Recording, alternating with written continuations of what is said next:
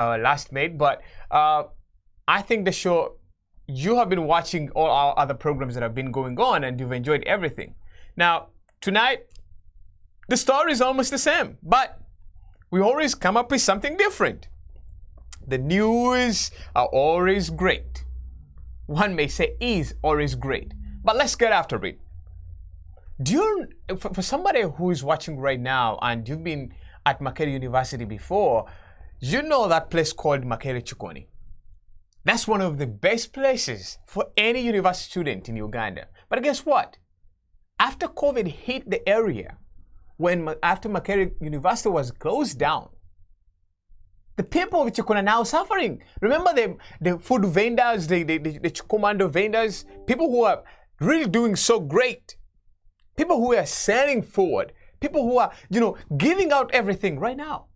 They are crying, they're suffering because of the shutdown. So COVID wasn't just like any other food that you've been talking about, it, the ice cream, the chips and chicken. It is serious. People losing lives. But that was just by the way to start up the show. Let's get to what the business is all about. Now I want to ask you before we go ahead and introduce my guest for the show, have you already received the now called Nabanja's money? I don't have that access. I cannot have that money, but I'm sure if you can do me a favor, send me a comment and just let me know whether that money is in your bank account or on your mobile money or your phone already. We had stories, people have been waiting for this money all this long. And happy are those who have already received it. But the question is it sustainable? If you receive $100,000 100,000 shillings, that is like $30,000 or 28. Is it enough for you to run you through all these remaining days before you know? Maybe you may have another lockdown. That is what is going on. Also, these last 2 weeks have been so interesting because recently, remember the story of President Museveni when people came against or after him, saying and declaring him dead? The president has always been quiet on such stories. He doesn't really show up so much. This time, I think he felt the heat. He started looking after or coming after bloggers and all other social media users, saying now we need to focus on them. It's not just a security problem. According to him, it's just an idiotic problem. Now, the president has always used that statement, idiots, pigs, and all that. But these are Ugandans.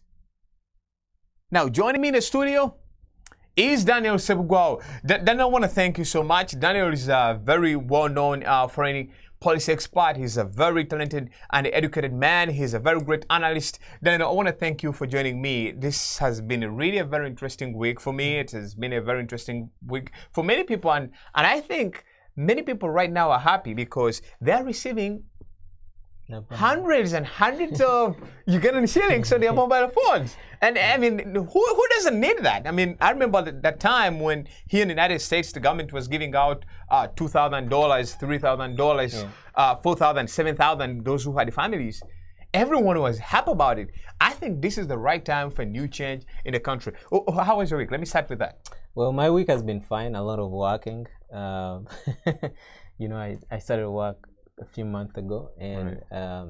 It's a field that I am growing in, and I'm so excited to explore a lot of ventures in international politics and international relations. So, all in all, I'm growing and I'm excited. Right, sure. That sounds good. I mean, let's get started with the issue of the now called Nabanja's money. Yeah.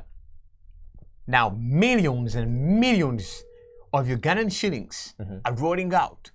This is, I think, for the first time the government has promised, and people are really receiving that promise. Though it has taken a lot of time, I think for the first time people can say, after the change of government, after the change of the prime ministers, we've always had, the country has always had these so-called executive diplomatic prime ministers. Yeah. Now we have a lady who has been on ground, who has been with the people, who speaks the language that people understand. So when I ask you this question, what impact does this money do, one, to the Ghana's economy, and to the people, generally of Uganda, who are receiving this money right now in these very difficult times? Yeah, I think this was a very good idea, Right. first of all, because personally, I am the kind of person who wants to give credit where it's due. Right. This was a very good idea, and I like that they actually thought about this way of doing things. But there's also a few issues that comes with such kind of a scenario. First of all, with the economy, with a lot of businesses now shut down, a lot of people relieved of work, there's not so much economic transactions going on. Right. So, but when the government injects money into people, people have the buying power. There's a lot of economic transactions going, and that alone revives the economy. Oh. Secondly, a lot of people in Uganda live how can I say, a hand-to-mouth situation. Right. Whatever they earn that day is whatever they eat, and that's a huge number of our population, and that's how they survive. So this kind of scenario will help people, right, who have been in that kind of situation. Right. But I have a few issues because we've been having a lot of good ideas from the government, but because of the system in place, right, we cannot truly trust that everybody who deserves to get this money will get it, because we know that there are a number of people who cannot afford to have mobile phones. There are people out there who do not have mobile phones. They are not registered on mobile money. What is a way to help such kind of people? We don't have a centralized database, just like in the United States. Right. Everybody who works has to have a social security number. And that social security number is the basis upon which the government had to give out money. So in Uganda, whereby we have people who do not even, because they based on the voter registration database, we do not have people who registered for voting, and the database has not been updated. There are people who died, or there are people who disappeared. You know, people change contacts now and then. So there's a few questions in that regard which are not answered, but we would see what government can do about that. All in all, I truly appreciate the process, but there are also few things that the government did not highlight, like a few groups of people, because you don't want to give to some and leave out some. Right. You want to give to everybody. You want to give to every Ugandan because they are deserving. Yeah. All right. So that sounds good. You know, continue going more into Nabanja's money. We have received comments that some people have not received the money yet. Yeah, that's the other question that I am having. That's the other concern that I am having. That the database was not updated even by the time we voted. Right. The database was not updated. Right. And we had issues of people who turned 18 being denied the right to be registered into that database. So a lot of people missed out on that. Right. And then we have people very far in rural Uganda who do not have access to mobile phones. Not every, I'm not sure about the actual statistics because I don't want to give fake statistics here, but there's a huge number of Ugandans who still cannot access mobile phone networks. Right. And if you're going to give this money through mobile money, you have to be sure that even that group of people is catered for. So we never got that option in place. Because here in the United States, there was registration of people in real time. Right. People had to go to their small towns to register that I am unemployed. All right. I don't have means of survival. And the government was able to take care of people like that. All right, sure. Daniel, I want to thank you for that. I'm sure most of our viewers have already seen a fatty face on the show, and they're asking, who is that guy? Some of our viewers know him, and others are still saying, who is that guy? Well, I want to thank you, Richard Mukasa, for joining us. Now, Richard Mukasa is one of the key strong supporters of the government in power that has been in power for more than 30 years. Many people are saying, it's a dictatorial government. a government that doesn't care for the concerns of the people, a government that doesn't serve the interests of the people, but the interests of the few. Richard, I want to thank you. First of all, you joined us. We were still discussing on the issue of Nabanja's money or the COVID relief fund that is going out. People receiving $100,000, 100,000 shillings. You may excuse that. Richard, according to you, you think your government is doing enough to take care of the problems that Ugandans are facing right now? The millions of Ugandans who cannot access food, who cannot access medication, who now we know that the government doesn't even allow some medical personalities to go out there and look for funds or even look for food. Do you really think your government was fully organized to settle this problem, Richard? First of all, how was your week? The week was awesome. And how was yours, you guys? And my audience, how are you doing? Yeah, I'm here not to defend government, just to tell you, because our record is so good, like you have no idea. You know, like we have our opponents, of course, they will always want to tear us down, and they will always, your opponent will always try to better you, and they will say this and say that. But our record is good and it's clear. One, when this COVID came, we have seen countries like Brazil, they're still losing like 2,000 people a day. Uganda, since COVID began a year and a half back, has lost 2,000 people in total. So Brazil loses 2,000 people a day. The United States at one time was losing 3,000 people a day, despite everything. The hula baloo, they have this, they have the infrastructure, they have the virus, they have the vaccine, they have all these. They are still losing more people in the United States than Uganda is doing in a day. Yesterday. But that doesn't mean I'm still going. I'm still going. I want to break you a little bit. I'll clear your question. Looking at the funds that many Ugandans have not started receiving that money yet, and even looking at the ruckus that was going on during that time before it was dispersed. You remember some funds were almost going to be stolen until the Right Honourable Prime Minister came in. That's still the government that is still running the country for more than 30 years. Yeah. What does that tell the public? No, nothing is telling. People have these misconceptions. Because one, they allocated money for the vaccines. There are no vaccines out there. All the poor countries don't have vaccines. Look at Brazil. Barely 15% of Brazil is like the 11th or 12th biggest economy in the world. Only 15% of the people are vaccinated. Uganda, 5% of the people are vaccinated, right? So there is a problem out there. There are no vaccines anywhere. You can't find vaccines. The biggest manufacturers of vaccines are the Indians. And even in the UK, in the US, only 48% of the people are vaccinated. So our problem was we allocated the money. There was no vaccines anywhere. So the money was in limbo because you had nowhere to get the vaccines. How can you blame the minister? How can you blame anybody? Well, the vaccines are not there. Because the money was not fully utilized. Because there is... Listen, if I allocate you money to buy a car and there are no stocks of cars anywhere, what do?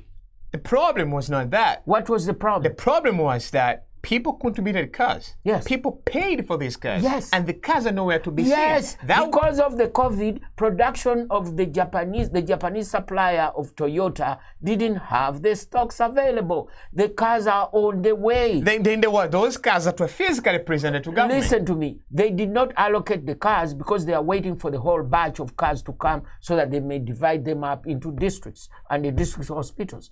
There are no cars anywhere. Japan... the supplier of cars. I don't know whether, Richard, the people who are watching you right now will take that in, but they don't have to take my word for it. Listen, they don't have to take my word for it. Listen to the people of the task force, on the Uganda task force. Who have always kept on lying to No, they haven't lied, because if you want to be told lies, you'll accept everything they tell you. But if you want the truth, you seek it out. All right, Richard, I want to thank you, but let's look into... I wanted to talk about Nabanja's money. You never gave me a chance. Because you took me to a different direction. Yeah, because you did. That's where you wanted me to go. To the point. All right. So you wanted me to go there. So that's why you kept on asking. Why is that money not going out to many people right now? You want me to talk to Nabanja's money or the money, the COVID money? It's a relief because they call it Nabanja's money because Nabanja has been which money do you want me to talk about? Pretty the first much, money or Nabanja's money? I want to find out the money that the Prime Minister promised Ugandans that are going to be receiving on their mobile phone. Okay, and the question, the biggest question there is, how about those who do not have mobile phones? People who are living in rural areas who do not have mobile phones. People who are having sleepless nights. People who cannot even walk. The government closed most of the mobile money kiosks in the city center.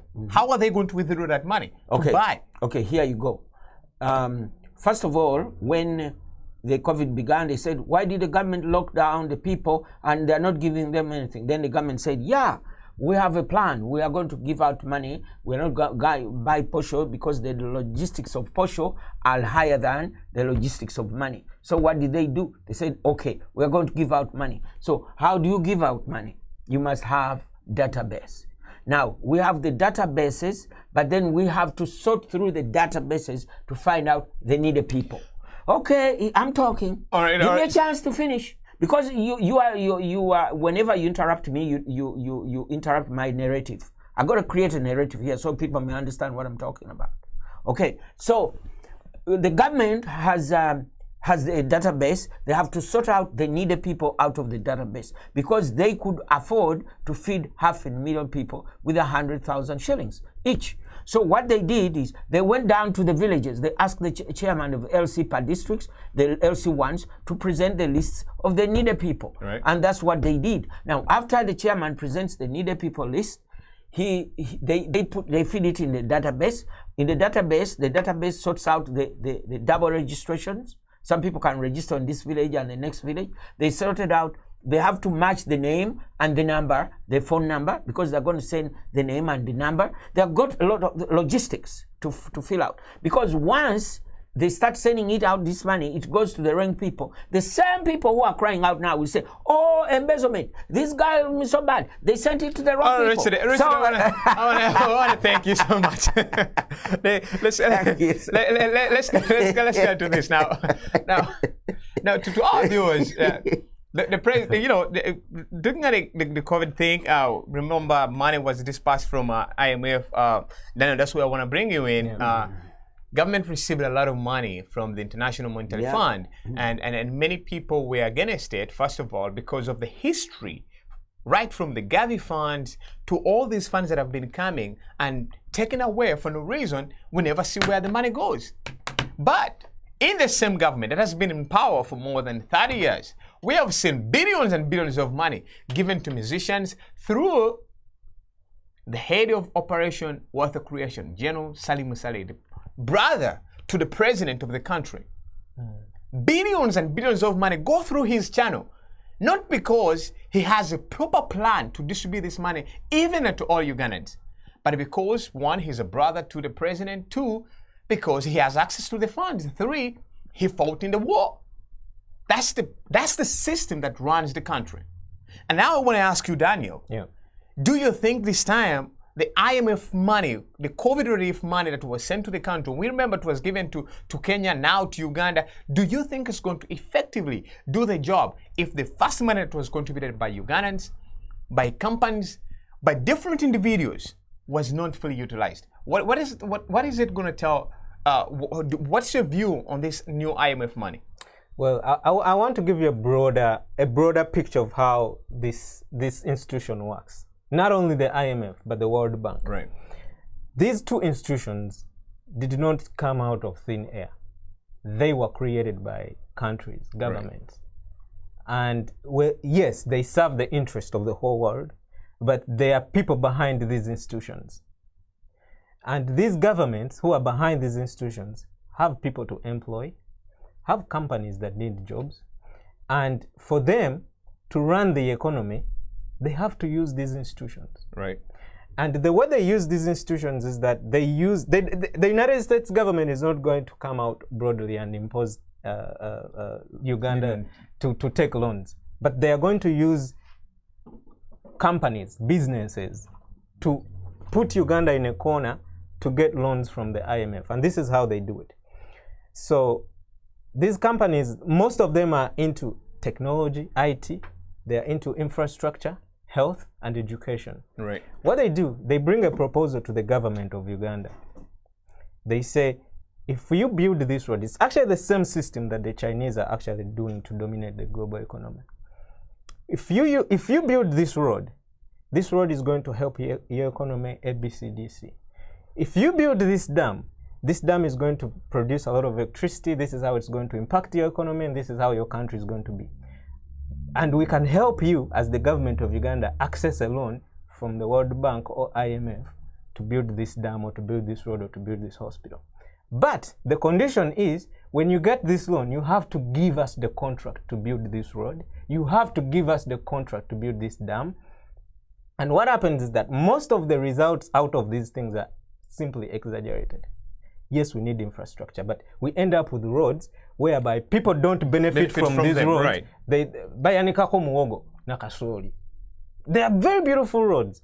We end up with dams, but we export the electricity. A lot of Ugandans don't have electricity. Right. But all these loans are given by the IMF, the World Bank, and they are channeled through these big corporations that come and, So for me, the thing is, no one is going to teach Africans to protect their interests. Right. These organizations, these companies are going to manipulate these countries as long as we cannot be able to defend or define our interests as Africans. I want to tell you, David, that watch the space. Most of the companies who are going to provide all the logistics, all the vaccines, all that they use to borrow, they are going to buy to borrow this money are foreign companies. A majority are either from Europe or America. Right. And for us to have a government that cannot protect the interests of its own people, because we are caught up in the vacuum of political survival. Like Museveni's dilemma is he's caught up between his relationship between the West and the Chinese. To a point that he will ignore the interests of the country. Because if he is the protector of the interests, the regional interests, geopolitical interests, economic interests of Westerners in East Africa, if he's the provider of the security, he benefits in a way that they will train his army. Right. They will give him up-to-date hardware for his military, and he uses this military for his political survival. Exactly. So even if we go to Somalia and South Sudan and fight all these wars and engage in the region, Uganda as a country will not benefit. Because the president is in the political survival game. He is not thinking about the interest of Uganda as a country, but he is thinking about the interest of General Yoweri Museveni and his survival and his political survival in Uganda. Right. So for the IMF to give us money, I don't blame the IMF. No one is going to teach us to protect our interests. Right. They will take advantage. They will give us these loans. We will struggle. These loans will keep our people in total poverty for years and years and years until we Africans, we learn that as Uganda or as Africa, we also have interests in the global economy. Right. So, yeah, sure. I want to thank you for that. And I mean, Richard, I'm not going to bring you in for that. Why? Why? He's been talking forever. And then he sends some innuendos. Listen, he puts some innuendos out there, and they are not, nobody gives a rebuttal. That's not fair. I need to say something. All right. I'm going to bring you in later. Yes. But I want to, as you come in, this is the first question I want to ask you, Richard. Yes.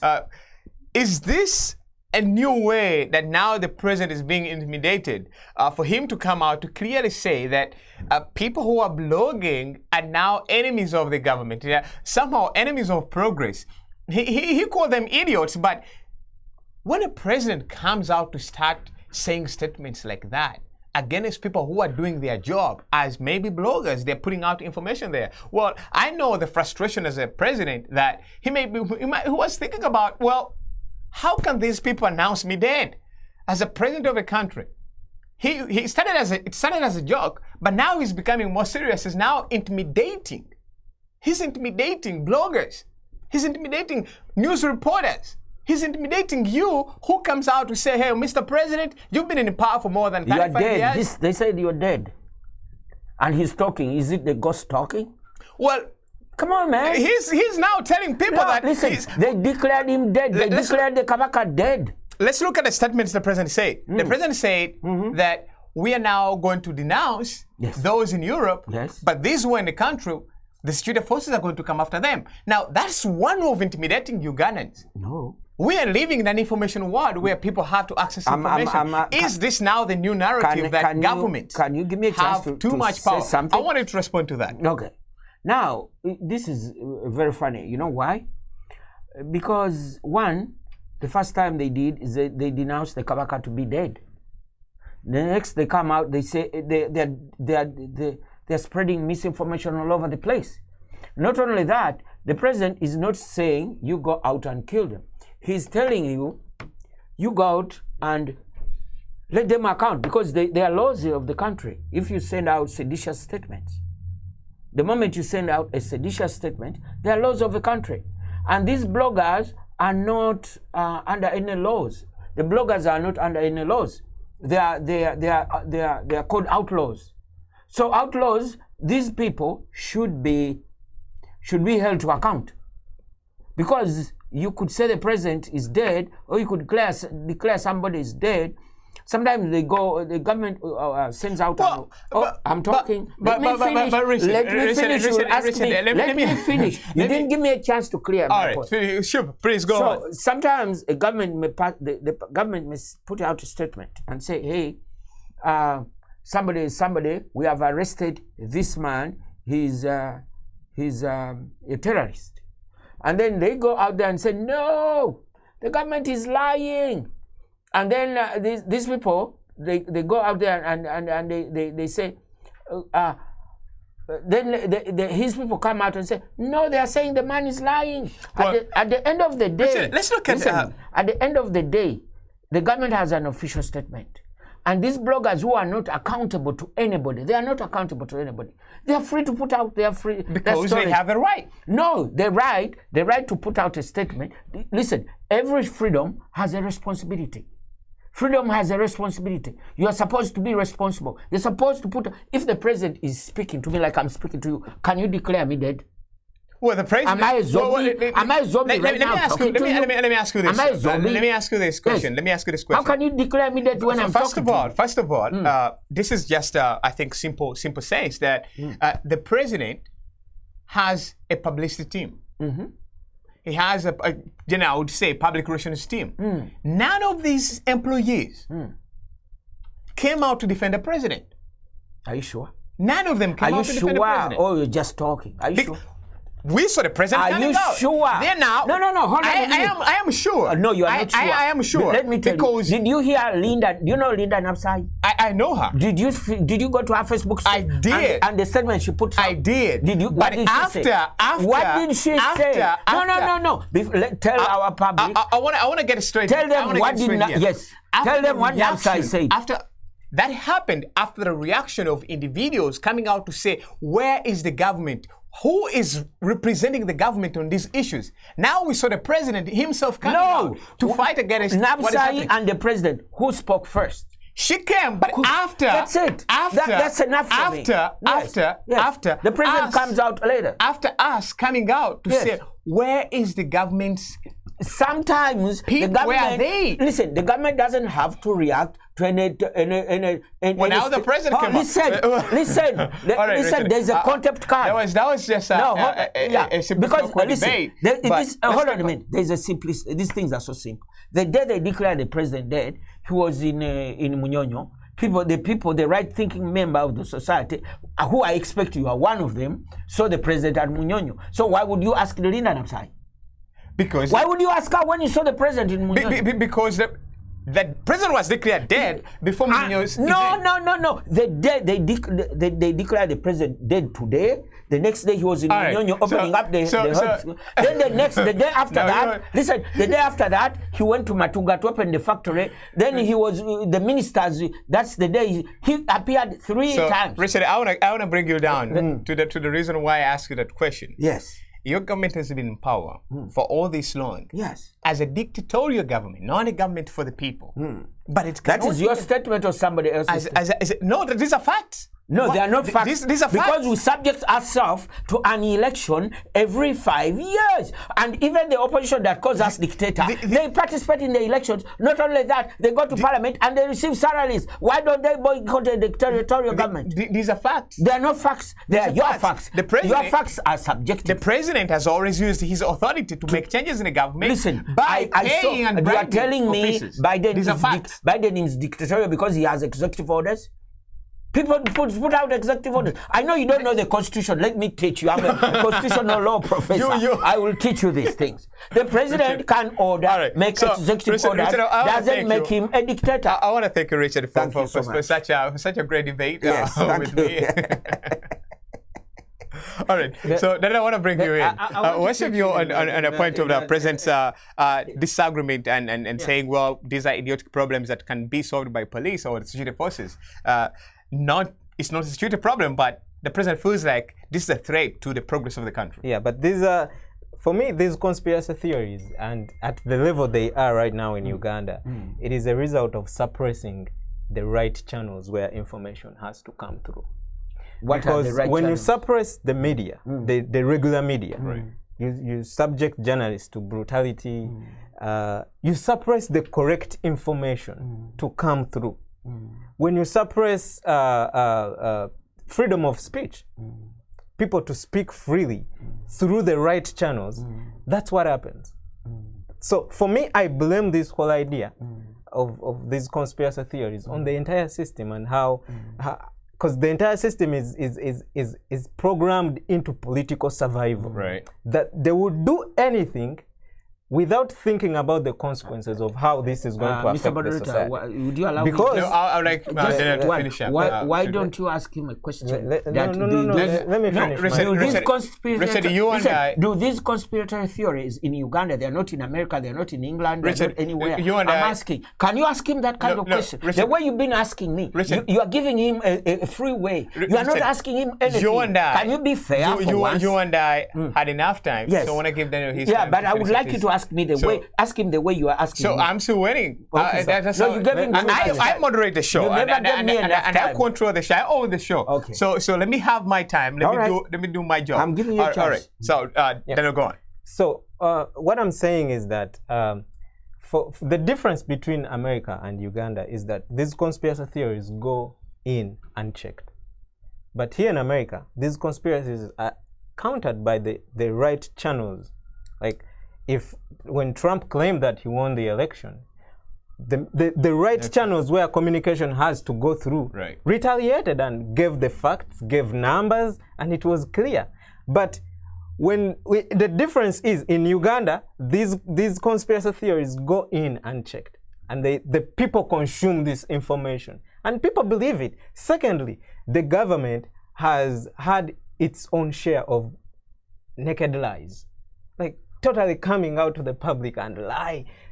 Even something a baby can see and figure out that this is give an example. Don't this guy in anger. What do you You see? Right. So for them, they think you can just come. Ugandans are stupid. You can just come out and say not everything government says is true. Right. Yeah, so that's why we have media houses. They weigh in on the information government gives with the facts and with the sequence of events and how things turned out to be. So, but when you suppress the right channels of information, trust me, it is going to get bad and worse and beyond this. All right. So, guys, I want to thank you so much. We're running out of time, but one of the things that we've read today from the local newspapers, Daily Monitor and New Vision, is that now COVID-19 beds becoming more empty. I think the question that Ugandans must be asking themselves right now is, are they empty just because people are no longer sick, or are they empty because a lot of money that they have to pay, because they can't afford that huge amount of money that they have to pay on a daily basis? We have learned that a night or a day, you sometimes have to pay more than 3 million Ugandan shillings. That's a lot of money for Uganda's economy. And could that be, guys, I want to give you that this opportunity for you to defend that. Richard, I want to bring you in on that issue. What does that mean? When you see beds costing 3 million Ugandan shillings, oxygen is out of control now, everything's down. Do you really think your government is effective in helping Ugandans who are dying every single day? People who are becoming bankrupt because of these extravagance that are going on? Can I answer? Please go on. Okay, now, if you've been watching our local TV back home, right, you realize that most of these things were superfluous. Why? What do I mean? There is a very large oxygen plant in Ulwero Industries for the army. What the pilots use. But I'm talking. Sure. I'm talking. On. So these guys were saying we've had oxygen. We've been supplying Mulago. Now many people believe the odd rumors that people peddle. People like the opposition. I will not say. No, they don't. Listen, Richard, give me a chance. Give me a chance to speak. I really want to do that. To speak. Listen, you gave him a chance to speak. Sure. You should always give me a chance to speak. But I need facts. I am giving you facts. I need facts. I am giving you facts. When you lie to Ugandans, when we saw members of parliament, we cannot have a conversation if you don't allow me to. All right, please go on. These guys, if you go on UBC today, you will see the plant in Nwelo. They are producing oxygen. They have so much. They are producing oxygen. Filling a tank is 38,000 shillings. They are giving Mulago free oxygen. They are giving Chirudu, and they are giving all these people free oxygen. Now, people have a problem. They have been going to private hospitals. The private hospitals have a right to charge you whatever they want.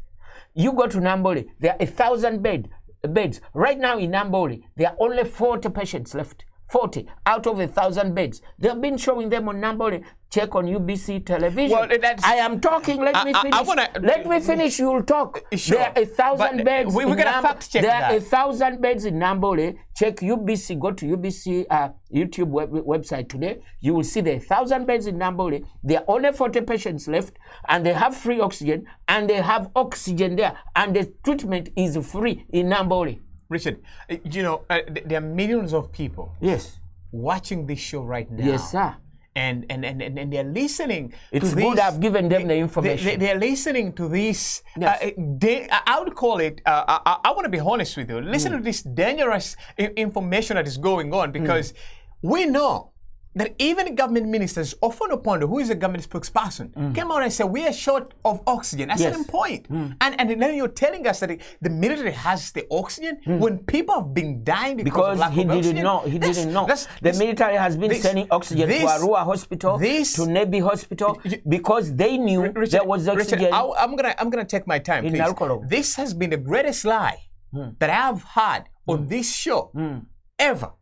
Because we have been seeing Ugandans dying. We have been seeing millions crying for oxygen. And the government that has the authority hasn't come out to say, well, we will supply this. This is how they started. And you and I agree, they started with this. Well, we have the oxygen, come with the cylinders. The government knows people cannot have cylinders. This is not cooking gas. This is oxygen for survival. Yes. And then you continue to lie that there has been oxygen. I believe Ugandans who are watching us right now are wondering what's going on with people in America. Because we are not giving them facts. Can I give you more facts? You want more facts? Yeah, I want to have facts. I want you to, people, go to YouTube today and go to UBC website, YouTube. You will see. Right. Oh, can I speak? Sure, finish up. Yeah, sure. Yeah, because if you speak alone, then the conversation will not go on. Right. So you check the UBC. You'll see Mzee, the former IGP, deputy IGP. He's in charge of Luwero Industries. You'll see what they do in Nakasongola Industries, in Luwero Industries in Nakasongola. You will see the factory. You'll see the explanation they are giving. They said people didn't know we had this oxygen, and people were not asking for us for oxygen. When they found out we have it, we have supplied it. That's why you are no longer here. Oxygen is no longer an issue. And actually, they said the infection rate has been dropping down drastically. All right. And all you right. know it. You know it very well. Then I want to be a And responsible. Nambole, as I speak, has 1,000 beds. They show you the beds in Nambole, and they are empty. And the people who have been helping Nambole are there. They said, yes, I came here and they never charged me anything. I am good. I had the oxygen in Nambole. So anybody out there, you have a relative that doesn't have oxygen, go to Nambole. They have 1,000 beds. Only 40 patients are left in Nambole. And it's free. I want to ask more questions, but then I want to respond to that. It will be out of it. I am going to send, listen, I'm going to send that YouTube video to our producer, and I'm asking the producer, you look at me in the eye. When I send you this video, I want you to put it on your website so people can see it and they realize what is going on. Well, because this is like there's a lot of misinformation going on. Like those people who are saying the president was dead, they're saying there's no oxygen. Richard, what you're saying is like when somebody's watching Russian television, speaking good about Russia, which we also know as a Russian television is supposed to give information that the government wants people to hear, not the facts. So what's your reaction on that? For me, there's when we say things simply to win an argument, but there's when we say things that are factual, that are real. There is no oxygen in Uganda. I don't see if there is a consistent supply of oxygen. Why would hospitals, even government hospitals, I've had first-hand information from people who went to Mulago Hospital. I've seen a documentary by NTV where there are people who were not even meant to pay for the oxygen in government hospitals were charged. So I don't know where he's getting his information, because if he knows more than even the spokesman of the government, I don't know where that information comes from. All right, guys. But let's not say things for the sake of winning an argument. Let's state facts here. Listen. If in every country that has had a surge in the numbers of people who are getting sick has had a problem of oxygen, why is Uganda immune to that? Why are you trying? So, guys, the debate is so big, we might not have the actual numbers, but we can see the sequence of events, the information from first-hand people. Is there a dispute that the infection rate in Uganda is going down right now? We are talking about oxygen. Don't divert the conversation. Not only that, I'm asking. Reports are coming out that the hospitals are empty, but also reports are saying people cannot afford these beds because the beds are expensive. Listen, guys, I want to thank you so much. They do not charge you anything. I want to thank you. And anybody charging your own Mulago, but the Mulago we know. Yes. All right, guys. I want to thank you so much. But the people who charge you, they are doing it illegally. All right, guys. I want to thank you so much for joining me today on the Epic Front. I hope to have you again next Saturday.